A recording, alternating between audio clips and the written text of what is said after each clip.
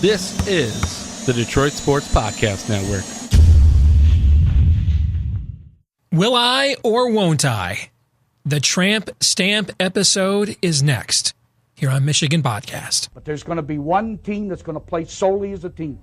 No man is more important than the team. No coach is more important than the team. The team, the team, the team. Looks deep for Anthony Clark. Waits for it. Hit. Caught. This is no time for that. In the pocket and a sack.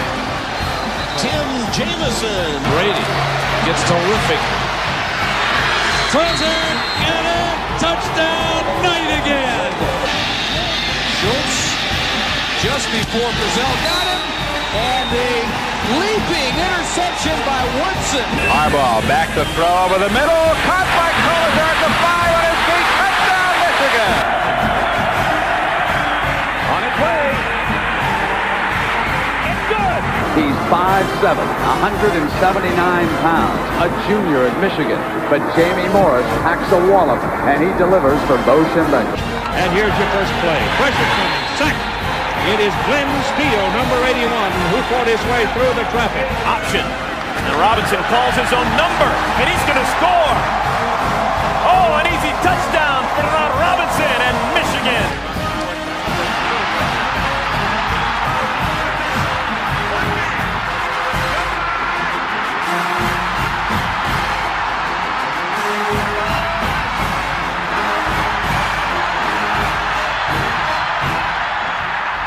Win it. We're going to win the championship again because we're going to play as a team. And when we play as a team and the old season is over, you and I know it's going to be Michigan again. Michigan.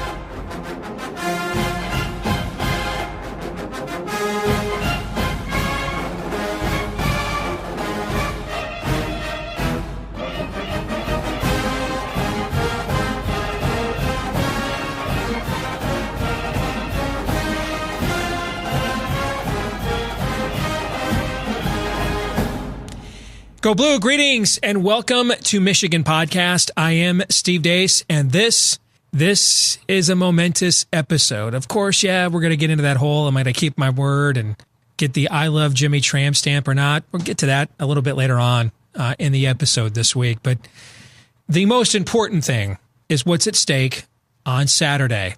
And I think all of us as Michigan fans understand it's a major rivalry game. Although I got to tell you, at the time we're taping this on Tuesday afternoon, I don't have those rivalry game butterflies. I mean, it's a really big game. I'm hyped for it. But, I was concerned last summer with the way Ohio State behaved in the Zach Smith situation, that it had kind of dissipated my zeal for the rivalry because, I'm all in until we start doing stuff that brings harm to other people. I mean, I don't even care about, buying Maurice Claret a car and, fake tattoos and everything else. I don't care about stuff like that. And kind of in a way, as a Michigan fan, I kind of take it as sort of sadistic credit that you feel like you need to go to those lengths to beat us. But when we start talking about real world stuff, I don't care about boosters paying athletes that are risking their spinal cords playing football. I don't care about that.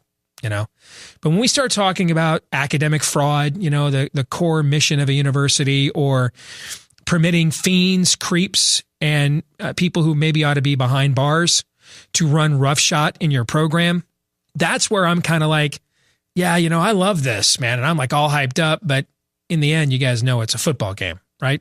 So maybe by the time the game gets here, it'll have those butterflies again of a rivalry game. But for me right now, it's about something else. There's a Big Ten championship on the line. There's an East Division championship on the line. These are things we've yet to win since the Big Ten went to this divisional format. We haven't won an outright Big Ten championship since 2003. Two of my children weren't born yet. Okay. I mean, and my oldest was just potty trained. We've been waiting for this for a long time. And I think this is beyond the rivalry now. And in many respects, it's bigger than winning even a Big Ten championship and getting to the playoff. This is about really a reset, putting the brand and the program back in the rightful place. Many of us who have adorned this Block M just about as long as we can remember used to take for granted. It has been a long, strange trip, Jerry Garcia. It has been a magical mystery tour, Paul McCartney. And it has been an uphill climb. Multiple coaching changes, staff changes, who's the quarterback, controversies. What the hell's an offensive line, let alone how come we can't have a good one for 10 years? These are the laments of our Michigan fandom after a decade where we averaged barely 7 wins a year, and that was with one of the greatest athletes ever to grace this program, Denard Robinson, playing quarterback. I mean, imagine what that decade would have been like without him, with that number 16 in uniform. And for my son, Noah, who loves his Wolverines, this game on Saturday isn't even a rivalry to him. He doesn't get the hype because he's 11. And he has no idea what it means when the scarlet and gray meet the maize and blue for all the marbles and that school up north and, Dr. Strange Hayes and all the stuff that we all, if you're my age or thereabouts or older, that this was our natural habitat our entire lives. It's been gone for a long time. And to me, getting that back is what's at stake on Saturday. Getting back what it means to be Michigan. What it means to be the victors valiant, what it means to be the leaders and the best. I mean, I know historically this is a rivalry, but when they've kicked your shins 13 out of 14 years, honestly, this year's recruits that are going to sign in December have lived long enough to see Purdue beat Michigan in football more often than Michigan's beaten Ohio State guys. My kid thinks Indiana is a nervous game because that's been like the cliff-hanging game every year since he started becoming a Michigan fan at age 8. This is a legacy that for those of us who jump on YouTube and watch the old games or have the clips and the tapes, it's in our veins. But to a generation we are close to losing, they're kind of like, nah. See, that's what I think is at stake on Saturday. If we finally get back to the top of the mountain, if we reset things as they were, as we took for granted for so many years, then that other stuff, making it a rivalry again, beating Ohio State. Michigan's going to be a favorite at Columbus for the first time since 2000. None of my kids were born yet, and I've got a high school senior right now.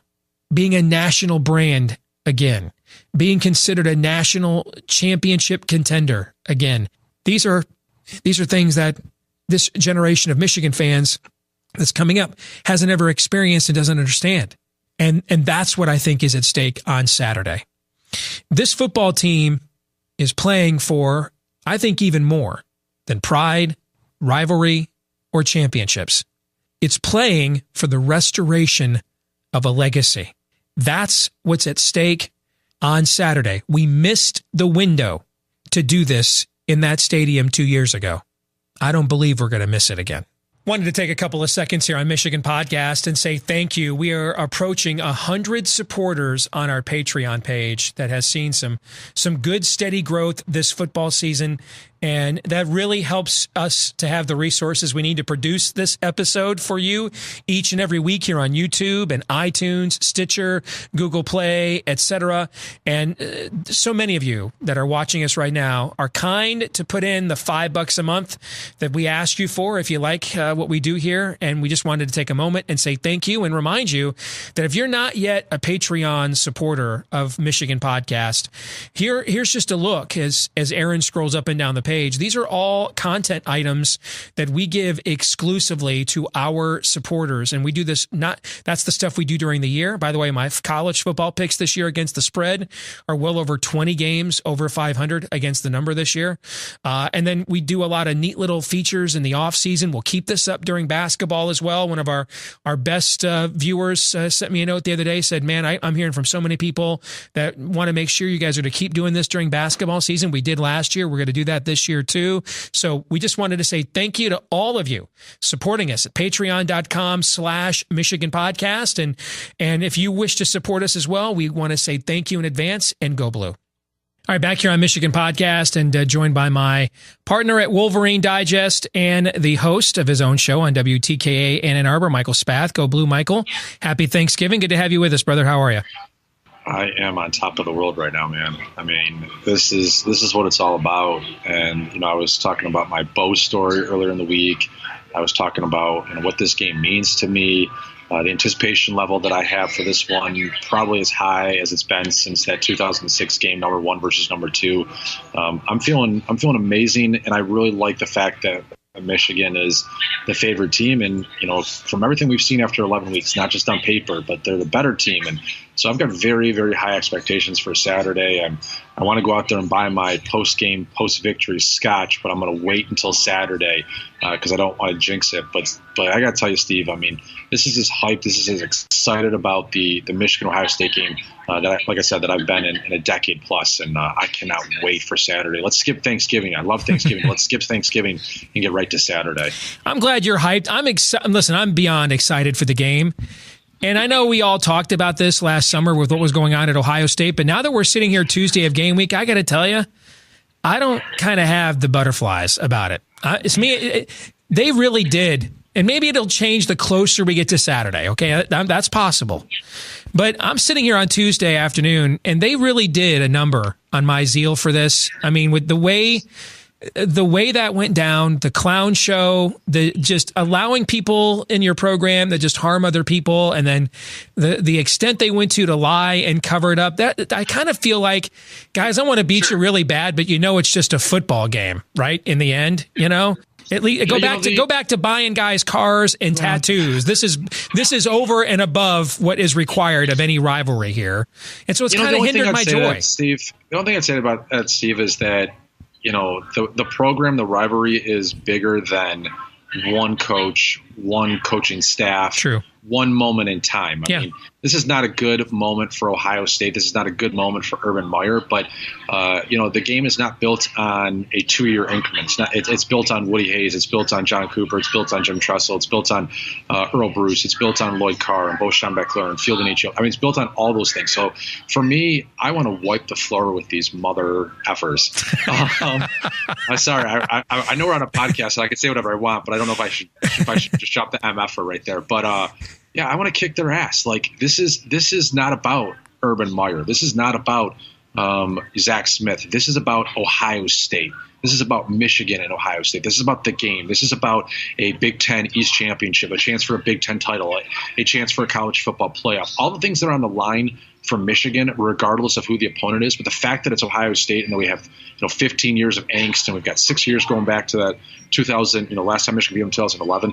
No, there's nothing that Ohio State, there's nothing that Urban Meyer could have done in the offseason to take away from how badly I want to beat the hell out of these people. I talked in the open along the lines of what you were just saying. I think much more is at stake on Saturday than a rivalry or even a Big Ten championship or division title. And you're a few years younger than me, but we're roughly in the same Gen X generation.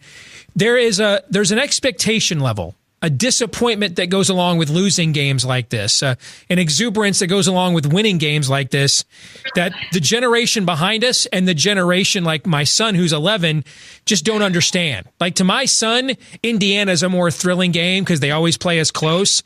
He doesn't get the hype of Ohio State because he never sees us win, so he doesn't understand.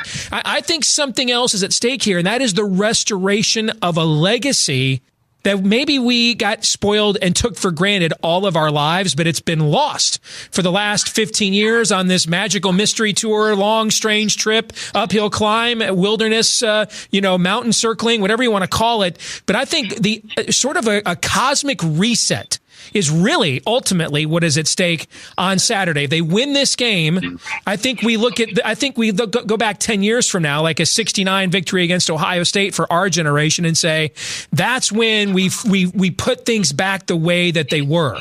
If we lose this game, then I think we kind of wonder, where are we truly at? And it's been a great season, but that's the point of the legacy here, that the younger generations don't understand why you just exhibited, why you feel the way about this that you do, because they haven't seen it be worthy of that level of emotion. Well, Steve, I mean, look, I was born in 1980, and for the 80s, I mean, it went back and forth. Michigan, I believe, had the edge in the 80s, and then certainly in the 90s, they dominated this rivalry. And then I look at, like, Michigan State for most of my life until I was 26, 27.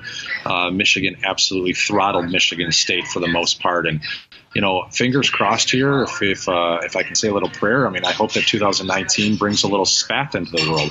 That's what we're working on. And I want my son and daughter to wake up to a world the day that he or she is born and realize that Michigan is on a level playing field with Ohio State, and to know that Michigan is the program in the state of Michigan, and that little brother is little brother. And I want my offspring to what you just said. I mean, your boy doesn't know that Michigan was once a great football team, and that used to beat Ohio State. And the fact that Indiana, those games with Indiana mean more to him than those games with Ohio State. I mean, that's incredibly sad. But that's where this rivalry has been, because Michigan hasn't taken care of its side of the business here. And so, you know, I look at this and you're right. I mean, this is a moment to reset the cosmos, to start a new chapter in the Michigan-Ohio State rivalry. And what's to say the next 10 years, the formative years of your son's life, when he's going through his teenage years and then getting ready for college, that he goes off to college and all he knows is Michigan, you know, beating Ohio State on a regular basis, and Michigan, you know, regularly on top of Michigan State. I mean, let's restore these two rivalries to what they are. And what that is generally a 75% winning percentage against Michigan State. And what that is a, you know, slightly better than 50% winning percentage of against Ohio State. But let's make these rivalries what they were during our childhood, and what they should be again. And you're right. I think this game is the start of that, or should be the start of that. If it's not, if they lose the game, then don't even call me up on Tuesday, because I don't want to talk to you. All right, let's look at the game itself now as a football game. And, you know, guys who invest in the outcomes of games for a living, handicappers, the pros, the number one stat, the metric they look at is yards per play. And the reason they like yards per play is because they're looking for as many constants as possible and eliminating as many variables as they can. And yards per play speaks a lot more to a team's overall consistency as well as dominance. And what I have done this year is I've actually kind of taken it a step further, because you can look at a yards per play of a team on offense like Oklahoma and think they're great, but they're terrible on defense. Or look at a team like Michigan State and their yards per play on defense, but they're terrible on offense. What I've been charting all season, Michael, is how every team in the Big Ten has done every week on yards per play differential, meaning every time the ball was snapped in your game, how many yards were gained or lost by you, regardless of who had the ball. And this is a stat that Michigan has dominated all season long. And so I went and looked at Michigan and Ohio State and the common opponents, and I threw Rutgers out because they're historically bad offense in our league, and looked at the rest of the games of common opponents, yards per play differential. And we've got a graphic we're going to show our audience here. Here's how Michigan performed against Penn State compared to Ohio State. There you see Ohio State was minus 1.4. That means every time the ball was snapped, no matter who had the ball, Penn State gained on average 1.5 yards. On the other hand, Michigan gained nearly 2 yards. You look at the Indiana game, Michigan was plus 1.4. They should have won that game by more than 11 points, looking at that stat, but their red zone offense was atrocious in that game with 7 trips without a touchdown. Ohio State was just under plus 1 yard. So even though the score of that game, Ohio State beat Indiana by more points than we did, this key metric showed they didn't really dominate that game all that much. Look at Nebraska. That was one of Michigan's most dominant performances in this stat of the season, plus 4.3. Ohio State was in the plus as well, but not by nearly as dominant of a margin. Look at the Michigan State game 2 weeks ago. So Ohio State, won again by more points than we did. They beat them by 20. We beat them by 14. But because of some turnovers and other things, they were barely in the black there in yards per play. We dominated Michigan State plus 3.47. That's another game we should have won by more points looking at that stat than we did. And then the Maryland game this week. Now, the Maryland game to me is Ohio State's season in a nutshell, Michael. Ohio State had 688 yards of offense. That's insane in a Big Ten game. And yet they were underwater in yards per play for the game because they gave up so many big plays to Maryland, and that's what kept Maryland in the game. So when you look at this stat, what do you think it says about the game on Saturday? Well, when I look at it, I look at two games. I look at the Penn State game against Michigan. I look at the Michigan State game because I think those are the two best teams that Ohio State and Michigan played in terms of common opponents. And a little bit of factors there because Ohio State went on the road to Penn State and Michigan had them at home. They both went on the road to Michigan State. But, I look at those stats and certainly you're right. I mean, what it shows is that Michigan has a complete team. Michigan has the best defense in the country. They have a very consistent offense that has a lot of playmakers. Ohio State has probably been a little bit better on offense overall than Michigan this year. But defensively, they've been atrocious for Ohio State standards. You look at the Nebraska game a couple weeks ago. You look at the Maryland game this past week. I mean, they're a sieve back there. They're just gushing big plays both on the ground and through the air. And so Michigan's a more complete team. They have really good special teams. They have a great punter. They have great return men. So, yeah, everything on paper, what you're showing me says that Michigan wins this game and could even win this game by double digits. But to me, it all comes down to the one stat that you didn't put up on that board, but you mentioned, and that's the red zone efficiency. I mean, Michigan this season ranks 91st nationally in touchdown efficiency in the red zone with 58%. They were only 1 of 8 this past week against Indiana. A game that should have been a blowout was a little bit closer because of that. You look at the Michigan State game, and while they didn't get in the red zone, they crossed the 50-yard line. I believe we had the stat a couple weeks ago. I think it was 6 times where they came away without points. And so Michigan can move the ball. They have the playmakers to move the ball. Can they put the ball in the end zone? Because I tell you what, if Michigan has a game on Saturday against Ohio State where they're in the red zone 5 or 6 times and they only score on 1 or 2 of them, I think Michigan loses the game. I think it really comes down to how effective they are in the red zone. And I don't believe this hogwash that Michigan was holding back because they didn't want to show Ohio State their best stuff. Steve, Ohio State has 10 weeks and up into that point, and now 11 weeks of film to watch of Michigan. You don't think that they've watched more than just one game to determine what Michigan likes to do in the red zone? Right. And let's face it, when they played Wisconsin, when they played Michigan State, when they played Penn State, they were pulling out their best stuff. They weren't just like, hey, we can beat these teams by 30 points, so we'll sandbag it and just go with the easy stuff in the red zone. No, they were showing their best stuff. So that narrative from fans that somehow Michigan did not want to show Ohio State their skill set by using Nico Collins and Donovan Peoples-Jones and Zach Gentry in the red zone, I mean, I find that preposterous. So it's really going to come down to a better game plan and better play calling in the red zone than we saw a week ago. I mean, they didn't throw any targets at Donovan Peoples-Jones. No targets in the red zone to Nico Collins. Your two best wide receivers have the biggest mismatches. You threw one in the red zone to Tariq Black, but a guy that's still coming back and not yet completely effective, plus he got interfered with. You threw one to Zach Gentry, a ball that was underthrown. I mean, you didn't utilize your best players, and this week that's going to be the one thing because, people always ask you and I, Steve, like, Michigan wins by a game by 35 points. Why are we upset with the game? Michigan wins by 11 points over Indiana. Why are we upset with the game? And it all comes down to, are they setting themselves up for success when it matters the most? And that's why when I look at this game, I mean, the red zones, people are like, well, they played really well in the red zone other times of the year, so they'll just flip a switch. Well, it's not as easy as just flipping a switch. If it was, then every team would do it, every single week. It comes down to, have you been building those good habits? Have you been building that confidence in the red zone with the big plays, defensively after turnovers, all those things to have success in a game like Ohio State? Because I tell you what, you look at Michigan's 10 wins so far this season and their 11 games total, and I would say this: Michigan's game against Indiana doesn't beat Ohio State. Michigan's game against Rutgers doesn't beat Ohio State. Michigan's game against Penn State, Michigan's game against Wisconsin, those are the ones that beat Ohio State. Maybe the Nebraska game, although the level of competition was different. But, yeah, I mean, it's going to take Michigan's the best ever we've seen, and I think the best ever we've seen is either Penn State or Wisconsin this year. That performance has to take place on Saturday for the Wolverines to beat the Buckeyes because there's a lot of pride here, and Ohio State is going to play some good football, especially on the offensive side of the ball.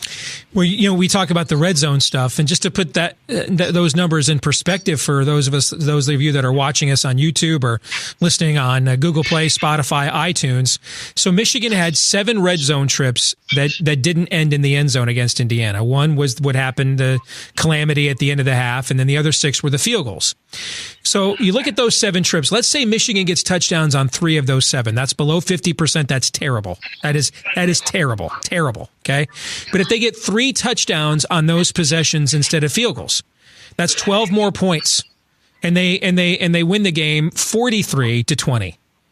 And if you're coming off of beating Indiana by 11 and you're a 4-point favorite at Ohio State, if you beat them by 20, you're probably a touchdown or so favorite. Let's say they get slightly above 50%. Typically you want to be at about 70% touchdown conversion ratio in the red zone. Okay, that's considered good. Let's say they get slightly above 50% and they convert 4 out of those 7. That's 16 more points now. All right, those 4 field goals go off the board and become touchdowns. That's 16 more points, and now you're winning that game 47-20. That's near the point spread. And think of how different that fourth quarter viewing experience is. Think of how different you feel about going into that game right now. That's what Michael Spath means by leaving points on the field. And what I find fascinating about this game on Saturday is through the course of 10, because their media and their fans are having the same conversation to a larger extent. Is this the week we're going to finally wake up and be that team? Now, we've been far more consistent, but this has been a season-long weakness, converting touchdowns in the red zone. So we can be better than we were, and I would imagine we'll be better than we were against Indiana, but we're not suddenly going to be 7 for 7 one week after going 0 for 7 and being 91st in the country. But their defense doesn't have that problem. Why? Because the biggest weakness Ohio State has had all year is big plays they give up on the defensive side of the ball. And it doesn't matter if it's Oregon State in week 1. It doesn't matter if it's TCU. It doesn't matter if it's Minnesota. I mean, they do this no matter the style of offense. Every week, they give up a ton of big plays. Well, what I find fascinating about this is the systemic weakness that has shown itself for both of these teams all year long doesn't really play to the strength of the other team. We don't get a lot of big plays on offense, really. And we're more of a ball control kind of an offense. And then on the other hand, they don't have to play a lot of red zone defense because they give up so many big play touchdowns. So that's what I think is a fascinating X's and O's in this game, is the one systemic weakness each team has shown through 11 games doesn't really play to the strength of the other team on Saturday, Michael. Yeah, no, you're dead on. And maybe we'll see, since Ohio State does give up a lot of those big plays, and we saw Anthony McFarland, what do you have, 289 yards on 8 carries against Ohio State on Saturday? I know that they had, 270-plus yard runs against Ohio State. So maybe we'll see Cron Higdon, who has not had a really big gainer since September. Maybe we'll see him go off and have a pair of 40 or 50-yard touchdown runs. And then you'll make this point about the red zones null and void, because you won't need to get into the red zone. You'll just score. I mean, we saw Nick Eubanks score on a 41-yard touchdown against Indiana this past week. We have seen Donovan Peoples-Jones score on some deep ones, but we haven't seen that consistently. We haven't seen, Nico Collins, I think, has 6 plays of 40 yards or more this year, and not a single one of them is a touchdown. And so, to me, that's just one of those things where Michigan doesn't exploit the big play when there's an opportunity to do so. And so I really think when you look at it, you're right.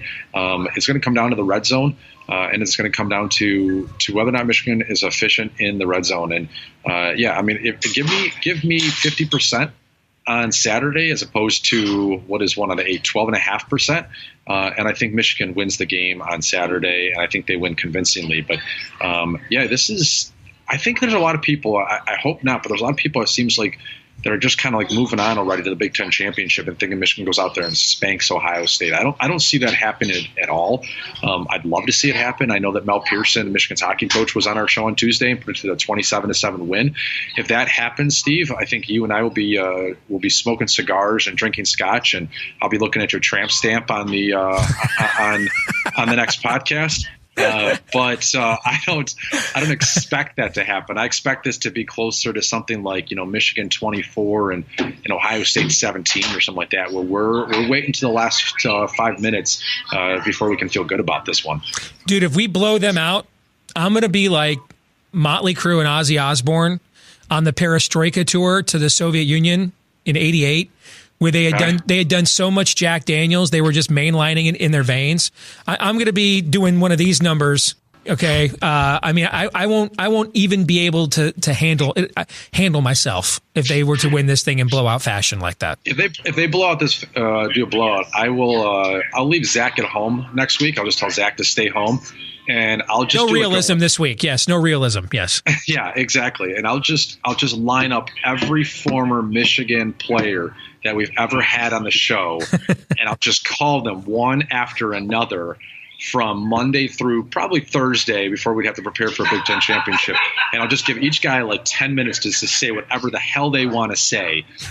That's my promise to our audience, is if Michigan goes out there and rolls Ohio State, I tell you what, they don't have to roll them. They just beat Ohio State on Saturday, and I'll line up all the former players to come on the show. Yeah, I don't care if it's 2-0, man. Just win. That's all that matters. I was going to say 1-0, and I'm like, oh, you can't get 1 point. So yeah, 2-0, I'll take it. Michael, actually, go ahead. I don't want it to be 2-0 because I can't. If it's 2-0, the stress of that game will just eat me alive. I'll be like 6 glasses of scotch into the end of the game if that happens. Michael Spath from Wolverine Digest and WTKA in Ann Arbor. Good to see you, brother. Go Blue. Have a great Thanksgiving. All right, we'll see you next week. All right, you too. Let's Go Blue. We'll be back. If you want to keep up with what we think about the Wolverines all week long, aside from when we're doing this for Michigan Podcast, check us out at WolverineDigest.com or Wolverine Maven, part of the Maven Network, WolverineDigest.com. Myself and Michael Spath from WTKA in Ann Arbor, we keep you up to date with our commentary all week long. And one of the really cool things I love about how this site works is that the sidebar there where we can give you, almost like a Mike Florio does at Pro Football Talk, where you can give you little mini updates via Twitter and other interactions, things that you probably want to know, be aware of, but don't require 500 to 700 word columns. I love that part of our website. It's a really easy, functional website to follow, WolverineDigest.com. This week's Twitter poll results, and we got more reaction, more votes in this than any poll we have done since we started this show. I asked you, will I follow through on that Harbaugh tramp stamp I vowed I'd get if Michigan won 10 regular season games this season? Now, here's the background of this. All right. So, drunk tweeting is no way to go through life, son. And I wasn't even drunk. Well, not on alcohol. I was drunk on self-loathing, bitterness, and disappointment. All right. On the other hand, I have a wonderful singing voice. Anyway, it's late at night, at least for me, because I'm old now. Get off my lawn. It was late at night. We lost to Notre Dame. I felt like, I waited after the Outback Bowl debacle for 9 months, and all I got was this lousy L, and I'm mad, and I'm bitter. And some of you thought I may have been overreacting, which I don't believe is true, of course. Anyway, some of you may have been right, maybe, that I was overreacting and urged me to, step back from the drain, stop circling, and relax, because this team could come back. It's really talented. It could still have a 10-win season, have a great year. And I replied again, full of anger, sadness, melancholy, and the infinite sadness, actually.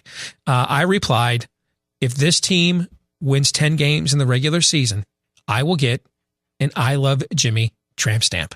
And some of you smart Alex remembered that, and over the last few weeks have been besieging my inbox with memories of said tweet, which I've tried to forget, and urging and wondering, will I live up to my word? And that brings me to our question of the week, which is a direct follow-up to the poll. Paul Zabowski, Paul Zabowski wants to know, what if we start a GoFundMe account to pay for your tramp stamp? Well, I appreciate it, but I think there's far worthier causes than stamping my tramp. All right. I think we can do more, this Christmas season. I think there's more people in need than, the area in the small of my back above my butt crack. I think there are worthier causes than vandalizing that area. So by golly, I'm a man of my word, and I'll just get her done by myself. I made the vow. I kept my word. There it is. And now I'm sad. I don't recall telling our producer to zoom in. Can see all the pores. That's disgusting. Yes, that's the first time Aaron has spoken on the show in 2 years, and it is to comment. Our producer has said nothing for 2 years, but now as he looks at the back knee and the area right above my butt crack, I think those are some ingrown hairs. Now he decides he wants to speak, and it's about my tramp stamp. I'm not sure what that says about him, and then I'm both titillated and disturbed simultaneously. Anyway, I think that's enough now. Or not. No, it's enough.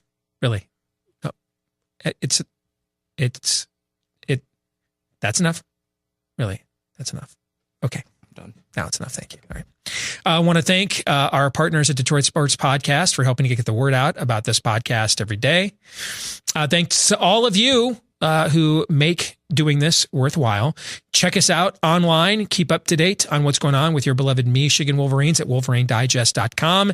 Also with our commentary by following us on Twitter at Michigan Podcast. Have a great Thanksgiving. Enjoy the holiday. There'll be plenty of time for kvetching about Saturday after the holiday. Enjoy the family. Give thanks. Then let's go blue, and let's hope we come back here on Tuesday with an East Division championship to be thankful for. Until then, go blue. Happy Thanksgiving. We'll see you next week.